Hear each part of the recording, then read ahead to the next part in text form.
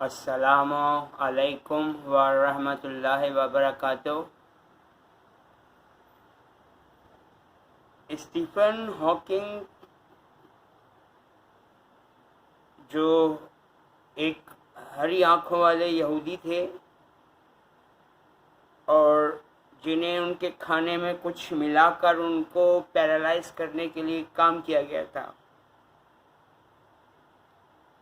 तो उन्होंने ह्यूमैनिटी, इंसानियत की बात की थी, लेकिन यहूदियों को ये कहाँ गवा रहा था।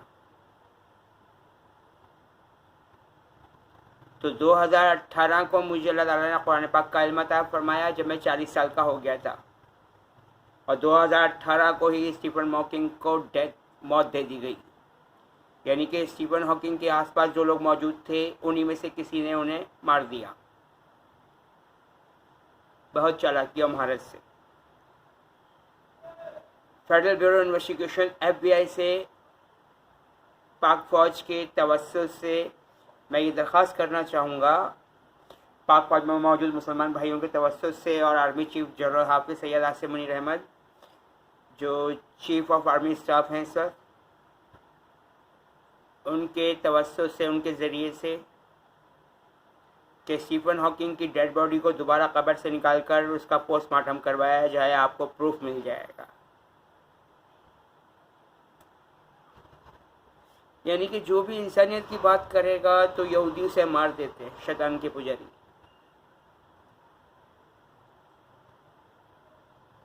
और स्टीफन हॉकिंग साहब ने ये बात भी कही थी कि आर्टिफिशियल इंटेलिजेंस को कंट्रोल करना पड़ेगा, ये बहुत तबाही मचाएगी। और CID का जो ड्रामा मैंने देखा था, उस ड्रामे में भी दिखाया गया कि आर्टिफिशियल इंटेलिजेंस ChatGPT के ऐसी घड़ी तैयार की गई है जो किसी भी इंसान का ब्लड प्रेशर कंट्रोल कर सकती है, उसके हाथों में जो लड़ज़ाहट होती है, पैरालाइज होता है, उसे कंट्रोल कर सकती है, उसे सही कर सकती है। क्योंकि बाज़ इंसानों में कमज़ोरी होती है, उनके हाथ पाँव काँप रहे होते हैं, चेहरा काँप रहा होता है, तो ये घड़ी इसी काम के लिए बनाई गई है और इसमें आर्टिफिशियल इंटेलिजेंस का भी इस्तेमाल किया गया है। लेकिन इसे इस ड्रामे में कत्ल करते हुए दिखाया गया है, और जिस तरीके से स्टीफन हॉकिंग पैरालाइज हो गए थे, वैसे ही इस ड्रामे में ज्ञान सर, अब ज्ञान इल्म को कहा जाता है, और इसका मतलब ये बनता है कि स्टीफन हॉकिंग भी शायद अल्लाह ताला के इल्म वाले, डर वाले, बाखबर, साहिब अक़ल, गौर व फिक्र वाले बंदे थे। और यहूदियों को मालूम था कि अगर हमने इस बंदे को सही हालत में रहने दिया तो ये बहुत जल्द पूरी दुनिया के इंसानों को ये यहूदियों के बारे में बताना शुरू कर देगा, उनकी खबासत के बारे में। तो यहूदियों ने इसीलिए इन्हें पैरालाइज किया, और जब 2018 को मुझे कुरान पाक का इल्म अल्लाह ताला ने अता फरमाया, तब स्टीफन हॉकिंग को मौत दे दी गई।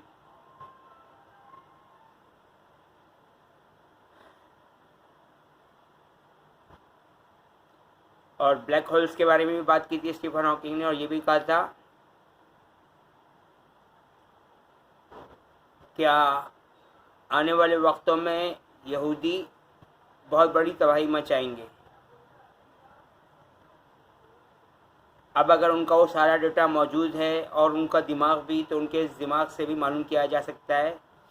जैसे कहा यह जाता है कि आइंस्टाइन का दिमाग महफूज कर लिया गया है, जो यकीनन यहूदियों ने ही महफूज किया होगा। क्या बोले अब इनको।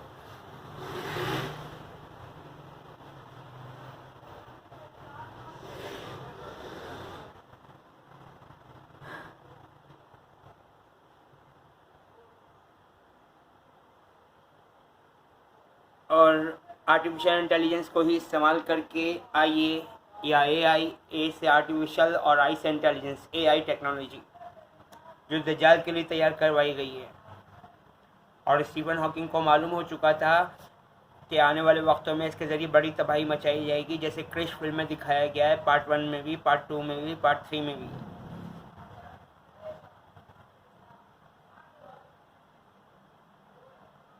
पार्ट 1 पार्ट 2 ही आया, शायद पार्ट 3 भी आ चुका है मेरा ख्याल है।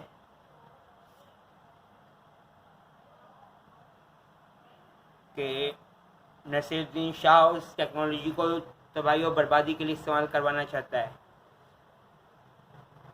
और पार्ट 1 में शायद डैनी था,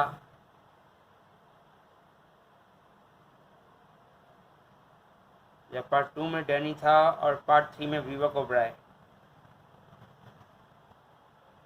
कि अब तुम्हारा दिमाग बहुत सी खराबियाँ पैदा करेगा। ये नसीरुद्दीन शाह जो शैतान का पुजारी दज्जाल का नुमाइंदा इस फिल्म में दिखाया गया था, और नसीरुद्दीन शाह भी हरी आंखों वाला यहूदी निकल आया। कैसे कैसे इन लोगों ने फिल्में बना के पूरी दुनिया में यहूदियों को पैगाम दिए हैं। अगर इन्हीं दिमागों को ये अच्छे कामों में इस्तेमाल कर लेते तो उनका क्या बिगड़ जाता। बहरहाल दूसरी वीडियो में मैं बात करूँगा मज़ीद, इसी के साथ बाद में दूसरी वीडियो बनाऊँगा। बात यह है कि यहूदी दुनिया में जहाँ भी चले जाएं, तबाही और बर्बादी, फसाद, कत्ल व गारत, दहशतगर्दी, गुंडागर्दी, बदमाशी, गाड़ियों के नीचे लोगों को कुचलना, और कोई अच्छी बात बताने वाला हो तो उसको जान से मार देना, या उसको ख़रीद लेना, या उसकी टारगेट किलिंग करवा देना, या उसको गाड़ियों के नीचे कुचलवा देना, या उसका जहाज़ ब्लास्ट करवा देना। जैसे हंसी क्रोनी का जहाज़ यहूदियों ने ब्लास्ट करवा दिया था। अब हंसी क्रोनी कौन था? साउथ अफ्रीका का कैप्टन। कितनी तबाही मचाई है इन यहूदियों ने। मज़ीद वीडियो में मैं बाद में बताता हूँ मैं आप लोगों को। अल्लाह ताला हिफ्ज़-ओ-अमान में रखे। अल्लाह।